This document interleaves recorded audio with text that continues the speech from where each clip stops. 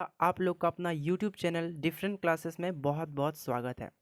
आज हम पढ़ने वाले हैं क्लास 9th की MCQ क्वेश्चन जो कि आप सभी के बोर्ड एग्जाम 2024 के लिए बहुत इम्पोर्टेंट होने वाला है। ठीक है, अगर आप इस वीडियो को पूरा देख लेते हैं तो आप जो है सो अपने सोशल साइंस में कहीं भी किसी भी प्रकार का जो है सो कोई किसी प्रकार का कोई दिक्कत आपको नहीं होगा। ठीक है, आपका एग्ज़ाम जो है सो इस बार बहुत अच्छा जाएगा। ठीक है, तो अभी से आप लोग जो है सो तैयारी में लग जाइए। आप लोग का टाइम जो है सो बहुत ही कम बचा हुआ है। ठीक है, तो चैनल पे नए हैं तो चैनल को सब्सक्राइब करके रखिएगा ताकि जैसे ही कुछ मैं अपलोड करूँ क्लास 9th के कुछ भी क्वेश्चन अपलोड करूँ तो सबसे पहले आप लोगों के पास वो वीडियो पहुंच सके। ठीक है, तो चलिए क्वेश्चन को एक एक करके समझते हैं और सारी क्वेश्चन पूरा वीडियो को एंड तक देखिएगा। ठीक है, सारे क्वेश्चंस को समझिएगा। चलिए पढ़ते हैं और समझते हैं। ठीक है, तो देख सकते हैं हमारा जो पहला जो क्वेश्चन है कि फ्रांस की क्रांति का अग्रदूत किसे कहा जाता है। ठीक है, मतलब कि फ्रांस में जो क्रांति हुई थी उसका जो है सो अगुवाई किसे कहा जाता है। ठीक है, तो वो कहा जाता है दोस्तों, एक का आपका हो जाएगा बी नंबर यानी कि रूसो। ठीक है, इसका जो रूस था ना वही आपका फ्रांस की अगुवाई कहा जाता है यानी कि अग्रदूत कहा जाता है। ठीक है, चलिए नेक्स्ट क्वेश्चन की चलते हैं। हमारा नेक्स्ट क्वेश्चन है कि निम्न में से किस वस्तुओं पर अप्रत्यक्ष कर लगाया गया था।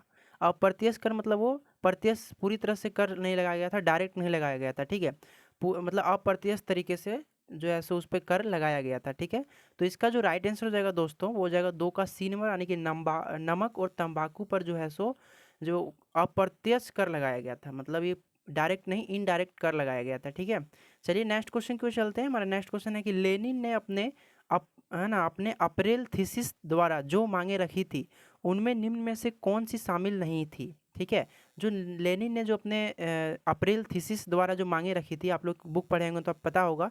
ठीक है, तो उनमें से कौन सी मांग शामिल नहीं थी। ठीक है, तो ऑप्शन ये है बैंकों का राष्ट्रीयकरण किया जाए, है ना। ऑप्शन बी है युद्ध समाप्त किया जाए। ऑप्शन सी है किसानों को सारी जमीन वापस की जाए। और ऑप्शन डी है उद्योगों को मजदूरों के हवाले किया जाए। ठीक है, तो ऑप्शन 3 नंबर का जो राइट आंसर हो जाएगा दोस्तों वो हो जाएगा डी नंबर यानी कि उद्योगों को, है ना, मजदूरों के हवाले किया जाए। ये जो है वो जो है सो शामिल नहीं था। ठीक है, तो चलिए नेक्स्ट क्वेश्चन के चलते हैं। नेक्स्ट है कि रूस के स्थानीय स्वशासित संगठन कहलाते हैं, तो क्या कहलाते हैं, तो वो कहलाते हैं आपका सोवियत। ठीक है, सोवियत आपका कहलाते हैं। ठीक है, नेक्स्ट क्वेश्चन के चलते हैं कि 5 नंबर धुरी शक्तियाँ किन देशों को कहा जाता था। बहुत ही इंपॉर्टेंट क्वेश्चन है दोस्तों, है ना। धुरी शक्तियाँ, है ना, जब विश्व युद्ध हो रहा था तो 2 भाग में बटे हुए थे, एक धुरी शक्ति के थे और एक मित्र राष्ट्र शक्ति थे। ठीक है, धुरी शक्तियाँ में कौन कौन से देश थे दोस्तों, तो वो थे आपका ऑप्शन सी यानी कि आप यहाँ पर देख सकते हैं कि ऑप्शन जो ए में है जर्मनी फ्रांस रूस, और ऑप्शन बी में है जर्मनी ऑस्ट्रेलिया तुर्की, और ऑप्शन सी है जर्मनी इटली जापान।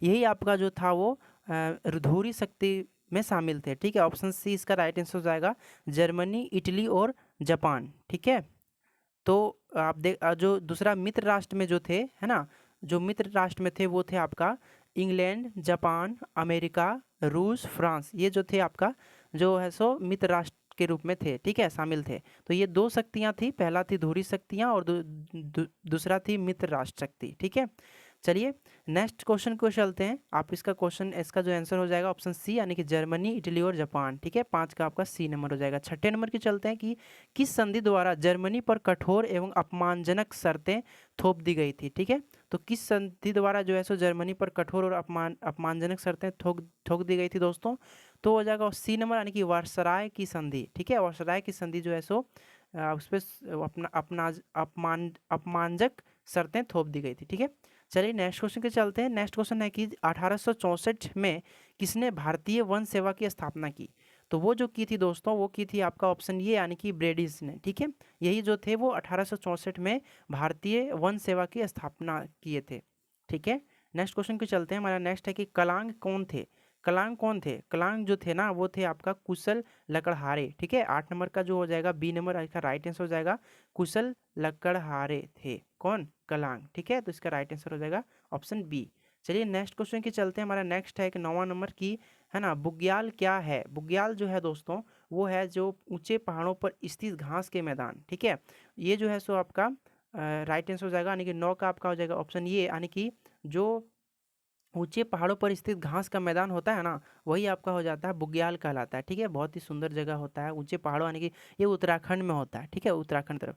तो चलिए नेक्स्ट क्वेश्चन के चलते हैं। नेक्स्ट क्वेश्चन है कि दुनिया की आधी से ज़्यादा चारवाहा आबादी कहाँ रहती है। ठीक है, तो वो रहती है दोस्तों, 10 का आपका राइट आंसर हो जाएगा डी नंबर, यानी कि अफ्रीका। अफ्रीका में जो है सो दुनिया की सब आधी से ज़्यादा चारवाहा पाया जाता है। ठीक है, कहाँ पर? अफ्रीका में। ठीक है, तो याद रखिएगा। चलिए नेक्स्ट क्वेश्चन के चलते हैं। नेक्स्ट है कि निम्नलिखित में से कौन समकालीन दुनिया में सरकार का सबसे लोकप्रिय रूप है। तो वो है आपका लोकतंत्र, है ना। लोकतंत्र रहेगा तभी जो है सो सरकार का जो है सो एक लोकप्रिय रूप रहेगा, क्योंकि लोकतंत्र में ही लोगों को जो है सो अपना पूरा जो है सो स्वतंत्र स्वतंत्र रहता है। ठीक है, तो 11 का आपका क्या हो जाएगा? ऑप्शन सी हो जाएगा। ठीक है, 11 का आपका ऑप्शन सी हो जाएगा। चलिए नेक्स्ट क्वेश्चन के चलते हैं।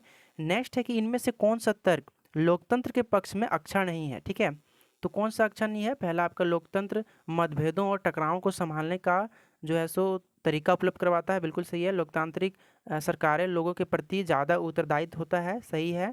लोकतंत्र बेहतर निर्णय लेने की संभावना होती है। चलिए नेक्स्ट पढ़ते हैं। नेक्स्ट है कि लोकतंत्र नागरिकों का सम्मान नहीं बढ़ाता, यही आपका राइट आंसर हो जाएगा, क्योंकि ये जो है सो पक्ष अच्छा जो है सो नहीं है, क्योंकि लोकतंत्र में ना सभी नागरिकों का सम्मान बढ़ाता है, सभी लोगों का अपना अपना हक होता है, सभी लोग अपना स्वतंत्र तरीके से ज़िंदगी जी सकते हैं। ठीक है, तो ये आपका नहीं होगा, तो ऑप्शन डी हो जाएगा इसका राइट आंसर। नेक्स्ट क्वेश्चन है कि संविधान की आत्मा किसे कहते हैं। तो संविधान की जो आत्मा कहते हैं दोस्तों, वो कहते हैं प्रस्तावना को। ठीक है, देखते हैं ना, कोई भी किताब बुक को आप पढ़ते हैं तो फर्स्ट में आपका लिखा रहता है प्रस्तावना, है ना, इस तरह प्रकार, है ना। हम भारत के लोग वही आपका जो है सो संविधान का आत्मा कहलाता है। ठीक है, चलिए नेक्स्ट क्वेश्चन की बात करते हैं। दक्षिण अफ्रीका का लोकतांत्रिक सॉरी है ना, दक्षिण अफ्रीका का लोकतांत्रिक संविधान बनाने में इनमें से कौन सा टकराव सबसे महत्वपूर्ण था। ठीक है, तो दक्षिण अफ्रीका का जो लोकतांत्रिक संविधान बनाने में इनमें से कौन सा टकराव महत्वपूर्ण था दोस्तों, तो वो था आपका 14 का सी नंबर, यानी गोरे अल्पसंख्यक और अश्वेत बहुसंख्यकों का। ठीक है, आप लोग पढ़े होंगे कि अफ्रीका में जो है सो काले और गोरे रंगों का बहुत ही मतभेद चल रहा था। ठीक है, दक्षिण अफ्रीका में जो है सो काले और गोरे रंग का बहुत ही मतभेद चल रहा था, इसके कारण इसका ऑप्शन हो जाएगा सी राइट आंसर। ठीक है, चलिए नेक्स्ट क्वेश्चन की बात करते हैं। नेक्स्ट है कि झारखंड विधानसभा सीटों की संख्या कितनी है। तो झारखंड विधानसभा सीटों की संख्या जो है वो है आपका दोस्तों 82, यानी कि 82 इसका जो है सो राइट आंसर हो जाएगा। ठीक है, 82 सीटें हैं झारखंड विधानसभा में। चलिए नेक्स्ट क्वेश्चन की बात करते हैं। क्वेश्चन नंबर 16 के राष्ट्रीय मतदाता दिवस कब मनाया जाता है। राष्ट्रीय मतदाता दिवस जो मनाया जाता है दोस्तों, वो मनाया जाता है ऑप्शन डी नंबर, यानी कि 25 जनवरी को। ठीक है, 16 का आपका राइट आंसर हो जाएगा डी नंबर, यानी कि 25 जनवरी को जो है सो राष्ट्रीय मतदाता दिवस जो है मनाया जाता है। ठीक है, चलिए नेक्स्ट क्वेश्चन की बात करते हैं। नेक्स्ट है कि वर्तमान समय में भारत के राष्ट्रपति कौन है। तो आप लोग को पता होगा दोस्तों, बहुत ही गर्व की बात है और गर्व के साथ हम लोग झारखंड वासी कह सकते हैं कि श्रीमती द्रौपदी मुर्मू जी, जो कि पहले झारखंड के राज्यपाल थे। ठीक है, यही आपका अभी जो है सो वर्तमान में प्रेजेंट में जो है सो भारत के राष्ट्रपति हैं। ठीक है, तो चलिए नेक्स्ट क्वेश्चन की ओर चलते हैं। निम्नांकित में से कौन भारतीय संसद के 2 सदन हैं। ठीक है, तो वो है आपका कौन सा? 18 का आपका राइट आंसर हो जाएगा सी नंबर, यानी कि लोकसभा और राज्यसभा। ठीक है, यही आपका जो है भारतीय संसद के 2 सदन है। ठीक है, लोकसभा और Rajya Sabha, option C right answer हो जाएगा इसका। चलिए नेक्स्ट क्वेश्चन की बात करते हैं। अगर आप लोग को वीडियो पसंद आ रहा हो तो लाइक कर दीजिएगा। ठीक है, और कमेंट करके बताइएगा कि आप लोग का वीडियो कैसा लगा, और अपने दोस्तों को भी शेयर कीजिएगा। ठीक है, तो चलिए नेक्स्ट क्वेश्चन की बात करते हैं। नेक्स्ट है कि संगठन और संघ बनाने की स्वतंत्रता किस मौलिक अधिकार के अंतर्गत आता है। तो ये आता है दोस्तों आपका 19 का जो राइट आंसर हो जाएगा बी नंबर, यानी कि स्वतंत्रता का अधिकार जो है सो इसमें आता है। ठीक है, संगठन और संघ बनाने का। ठीक है, कोई भी संगठन अगर बनाएंगे, है ना, और संघ बनाएंगे तो इसमें कौन से मौलिक अधिकार अंत के अंतर्गत आएगा, तो स्वतंत्रता का अधिकार आएगा ना, क्योंकि हमारे संविधान में जो है सो संगठन बनाने का, एक संघ बनाने का, है ना, अच्छे तरीके से वो हक दिया है, स्वतंत्रता दिया गया है। ठीक है, इसलिए इसका राइट आंसर हो जाएगा 19 का बी नंबर, यानी कि स्वतंत्रता का अधिकार। ठीक है, चलिए नेक्स्ट क्वेश्चन की बात करते हैं। हमारा नेक्स्ट क्वेश्चन है कि निम्नलिखित में से कौन मौलिक अधिकार में नहीं आता है। ठीक है, तो कौन सा नहीं आता है दोस्तों, वो आता है आपका जातिगत भेदभाव का अधिकार। ये जो है सबका मौलिक अधिकारों में नहीं आता, क्योंकि कोई भी संविधान यानी लोकतांत्रिक देश में, है ना, जातिगत भेदभाव का अधिकार नहीं देता है। मतलब कोई भी जाति के बात पर जो है सो कोई भी भेदभाव नहीं कर सकता, ठीक है, कि ये वो जाति का है, ये वो जाति का है, हम इसका वोट देंगे, वो हम अपना वाला जाति को वोट देंगे, ये कभी भी मौलिक अधिकार हम नहीं कहता, ठीक है। तो इसका राइट आंसर हो जाएगा क्या, डी नंबर। चलिए नेक्स्ट क्वेश्चन की बात करते हैं कि भारत का क्षेत्रफल विश्व के क्षेत्रफल का कितना प्रतिशत है, ठीक है। तो भारत का जो क्षेत्रफल है विश्व का क्षेत्रफल का 2.4% है। बहुत ही इंपॉर्टेंट क्वेश्चन है, और आप सोच सकते हैं कि पूरे वर्ल्ड का जो है सो 2.4% जो है सो भारत का क्षेत्रफल है, ठीक है। चलिए नेक्स्ट क्वेश्चन की बात करते हैं। नेक्स्ट क्वेश्चन, निम्नलिखित में से कौन हमेशा बर्फ से ढका रहता है। तो कौन ढका रहता है दोस्तों, वो रहता है आपका ऑप्शन ये, यानी कि महान हिमालय। हिमालय जो है सो हमेशा बर्फ से ढका रहता है, ठीक है, बर्फ से आपका ढका रहता है हिमालय, ऑप्शन ये राइट आंसर हो जाएगा। चलिए नेक्स्ट क्वेश्चन की बात करते हैं कि उत्तरी मैदान किन नदियों से बना है। तो उत्तरी मैदान यानी कि जो इधर बिहार यूपी ये जो मैदान है ना, तो किस नदियों से बना है। तो वो बना है दोस्तों गंगा, सिंधु और ब्रह्मपुत्र से, ठीक है, गंगा, सिंधु और ब्रह्मपुत्र से जो है सो उत्तरी मैदान बना हुआ है। चलिए नेक्स्ट क्वेश्चन की बात करते हैं कि प्रायद्वीपीय नदियां होती है। तो प्रायद्वीपीय नदियां जो होती है ना, वो सदा जो है सो एक पर देखिए, एक होता है जो सालों भर नदी में पानी रहता है, ठीक है, वो जो है सो हिमालय द्वारा जो निकलता है वो सारी नदियां होती है, ठीक है। और एक होता है प्रायद्वीपीय नदियां जो सिर्फ वर्षाकालीन जल प्रवाह पर निर्भर होता है, ठीक है।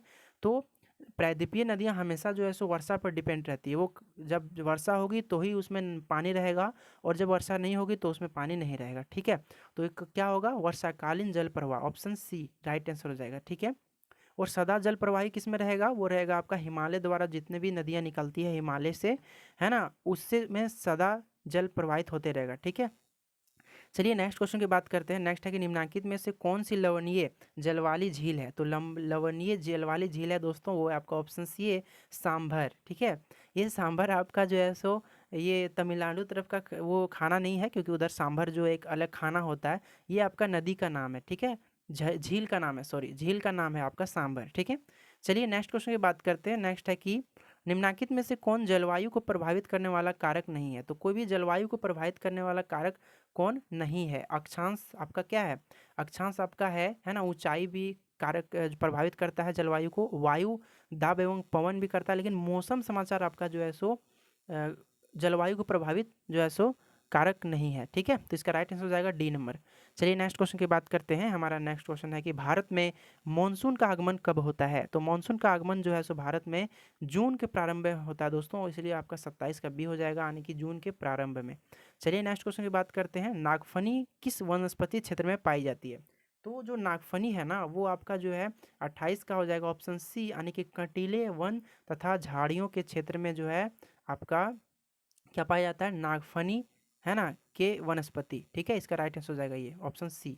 चलिए नेक्स्ट क्वेश्चन की बात करते हैं। 29 नंबर का क्वेश्चन है कि भारत में लिंगानुपात के संदर्भ में कौन सा कथन सही है। तो कौन सा कथन सही है दोस्तों, पढ़ते हैं।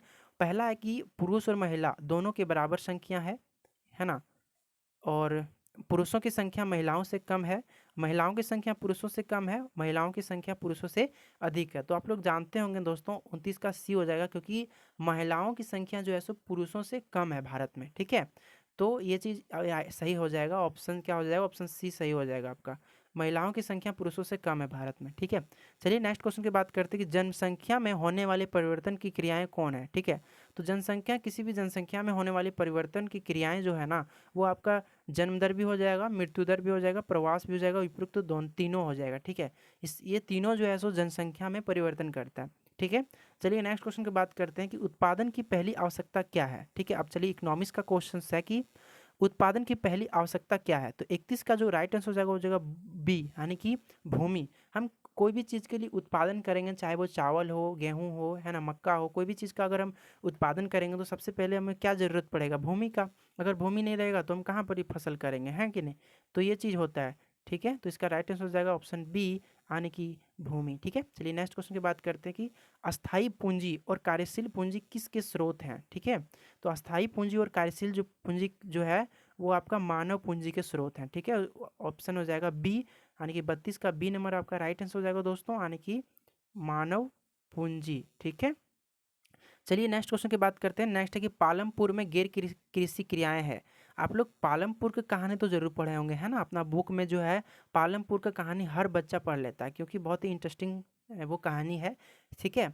तो पालमपुर में गैर कृषि क्रियाएँ क्या है? तो आप लोग पढ़े होंगे तो आप लोगों को पता होगा दोस्तों कि वो परिवहन जो है था, ठीक है? वो गैर कृषि क्रियाएँ थी, दुकानदारी भी गैर कृषि क्रियाएँ थी, लघु विनिर्माण भी गैर कृषि क्रियाएँ थी, है ना? बुक में था ना? तो चलिए इसका जो राइट आंसर हो जाएगा 33 का वो हो जाएगा डी। उपरोक्त सभी जो है क्रियाएँ क्या थी? गैर कृषि क्रियाएँ थी, ठीक है?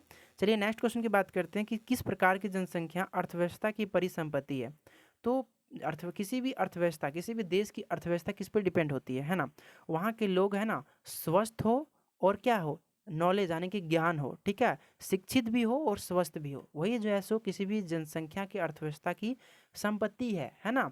तो देखिए कहाँ पर है, पहला साक्षर एवं स्वस्थ जनसंख्या और दूसरा है अस्वस्थ जनसंख्या। ये तो होगा नहीं, क्योंकि किसी भी देश की जनसंख्या कभी भी अस्वस्थ रहेगा तो वो संपत्ति नहीं कहलाएगी। अकार्यशील जनसंख्या ये भी नहीं होगा, ठीक है? तो 34 का आपका जो राइट आंसर हो जाएगा वो हो जाएगा ऑप्शन ये, साक्षर एवं स्वस्थ जनसंख्या, ठीक है? ऑप्शन डी पर भी पढ़ लेते हैं, इनमें से कोई नहीं दिया है, ठीक है? तो यही आपका हो जाएगा साक्षर एवं स्वस्थ जनसंख्या, ठीक है? चलिए नेक्स्ट क्वेश्चन की बात करते हैं। नेक्स्ट है कि निम्नलिखित में से किसमें निवेश से मानव संसाधनों में उच्च प्रतिफल प्राप्त हो सकते हैं? किसमें अगर निवेश करेंगे तो मानव संसाधन में बढ़िया फल मिलेगा, बढ़िया प्रतिफल प्राप्त हो सकते हैं, ठीक है? तो वो जो है ऑप्शन 35 का सी हो जाएगा, यानी कि शिक्षा और चिकित्सा, ठीक है? अगर हम किसी भी जनसंख्या में, किसी भी देश की अर्थव्यवस्था में शिक्षा और चिकित्सा में ज़्यादा खर्च करेंगे तो वहाँ पर जो है सो अच्छे लोगों की मानसिकता में चेंजिंग आएगी, है ना? और वो देश बहुत आगे जाएगा, ठीक है? इसलिए हमारे देश की सरकार जो है शिक्षा और चिकित्सा में जो है सो पैसे खर्च कर रहे हैं, है ना? और कितना कर रहे हैं आप लोगों को पता ही होगा। हमारे देश के जो बहुत सारे ऐसे सरकारी गवर्नमेंट है ना? खैर खैर मैं उस सब की चीज़ों की बात नहीं करना चाहता हूँ, ठीक है? हमारा फोकस इस पढ़ाई पे है तो सिर्फ पढ़ाई पर ही रहना चाहिए, ठीक है? तो इसका राइट आंसर हो जाएगा 35 का सी नंबर, यानी शिक्षा और चिकित्सा, ठीक है? चलिए नेक्स्ट क्वेश्चन की बात करते हैं। हमारा नेक्स्ट है कि 36 विश्व में सॉरी यहाँ पर लिखा है विश्व में भारत में डॉट डॉट डॉट निर्धनों का संकेंद्रण है, ठीक है? तो वो सबसे अधिक है, सबसे कम है, या फिर चीन के बराबर, या फिर शून्य? तो इसका जो होगा 36 का होगा वो हो जाएगा आपका ऑप्शन ये, यानी कि सबसे अधिक। विश्व में भारत जो है सबसे अधिक निर्धनतों का संकेंद्रण है, ठीक है? यहाँ पर सबसे अधिक निर्धनता पाई जाती है। चलिए नेक्स्ट क्वेश्चन की बात करते हैं। नेक्स्ट है कि निर्धनता सॉरी, है ना? माफ़ कीजिएगा दोस्तों, है ना? थोड़ा-सा मिस्टेक हो जाएगा, हो रहा था, इसलिए आप सब लोगों से माफ़ी चाहता हूँ। निर्धनता रेखा का निर्धारण करते समय इसमें से किस पर विचार नहीं किया जाता है, ठीक है? तो किस पर विचार नहीं किया जाता है? भोजन आवश्यकता, चिकित्सा आवश्यकता, मनोरंजन आवश्यकता, है ना? वस्त्र आवश्यकता। तो इसका जो राइट आंसर हो जाएगा 37 का सी नंबर, यानी कि मनोरंजन आवश्यकता पर जो है सो विचार नहीं किया जाता है, ठीक है? भोजन आवश्यकता पर किया जा सकता है, क्योंकि किसी भी देश के लोगों का अगर वो निर्धनता है तो उसमें क्या भोजन पर का बातें होगी, चिकित्सा पे बातें होंगी, वस्त्र पर बातें होंगी, लेकिन मनोरंजन पर बात होगा क्या? नहीं होगा, ठीक है? अगर आपके पास खाने का पैसा नहीं है तो आप क्या डांस करने के लिए सोचेंगे? आपके पास भूख लगा है तो आप डांस कीजिएगा? नहीं ना कीजिएगा। तो इसका राइट आंसर हो जाएगा ऑप्शन सी, यानी कि मनोरंजन की आवश्यकता इसका राइट आंसर हो जाएगा, ठीक है? चलिए नेक्स्ट क्वेश्चन की बात करते हैं। हमारा नेक्स्ट है कि बफर स्टॉक क्या है? बफर स्टॉक क्या है दोस्तों? तो वो है आपका ए नंबर, यानी कि सरकार द्वारा है ना अधिप्राप्त अनाज का भंडार। ये आपका क्या कहलाता है? ये कहलाता है आपका बफर स्टॉक, ठीक है? जहाँ पर अनाज को स्टॉक किया जाता है, ठीक है? चलिए नेक्स्ट क्वेश्चन की बात करते हैं कि खाद्य सुरक्षा का क्या अर्थ है? तो खाद्य सुरक्षा का जो अर्थ है दोस्तों वो है आपका 39 का बी नंबर, यानी सभी सभी लोगों के लिए सदैव भोजन की उपलब्धता, ठीक है? सभी लोगों के लिए सदैव भोजन की उपलब्धता जो है सो खाद्य सुरक्षा का अर्थ है। चलिए नेक्स्ट क्वेश्चन की बात करते हैं और हमारा इस वीडियो का लास्ट क्वेश्चन है कि सार्वजनिक वितरण प्रणाली किससे संबंधित है? तो सार्वजनिक वितरण प्रणाली जो है दोस्तों वो है आपका ऑप्शन सी, यानी कि खाद्य सुरक्षा। अब खाद्य सुरक्षा से ही सार्वजनिक वितरण करते हैं ना, तो इसका राइट आंसर हो जाएगा 40 का सी नंबर, यानी कि खाद्य सुरक्षा, ये आपका राइट आंसर हो जाएगा, ठीक है? तो ये वीडियो आपको कैसा लगा कमेंट करके ज़रूर बताइएगा। नए हैं चैनल को सब्सक्राइब कर दीजिएगा। ऐसे ही और वीडियो देखने के लिए हमारे चैनल से जुड़े रहिएगा, ताकि जैसे भी कुछ वीडियो लाऊं सबसे पहले आप लोगों के पास ये वीडियो पहुंच सके, ठीक है? तो चलिए मिलते हैं फिर अगले वीडियो में कुछ नए टॉपिक के साथ, कुछ नए क्वेश्चंस के साथ। तब तक रखिए अपना ख्याल, हंसते रहिए, मुस्कुराते रहिए एंड पढ़ते रहिए। जय हिंद, जय झारखंड।